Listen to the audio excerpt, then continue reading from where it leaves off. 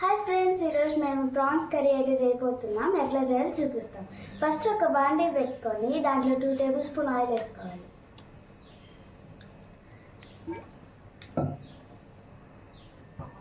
తర్వాత 1 table spoon ఆవాలు, 1 table spoon జీలకర్ర.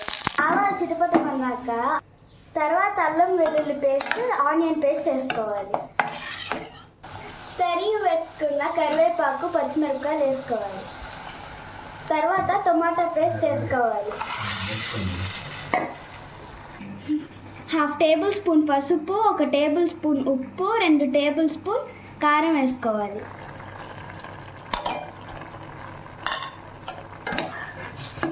తర్వాత 1 table spoon garam masala, 1 table spoon ధనియాల పొడి.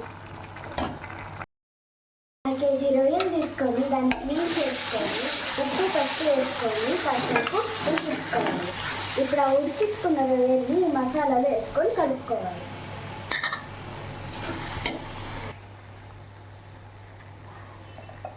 ఇప్పుడు 1/2 గ్లాస్ వాటర్ యాడ్ చేసుకోవాలి.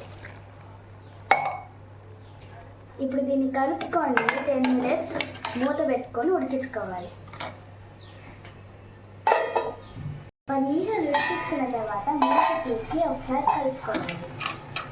అంతే, గుమగుమలాడే రొయ్యల కర్రీ రెడీ. ఇది చాలా డిఫరెంట్గా చాలా బాగుంటుంది.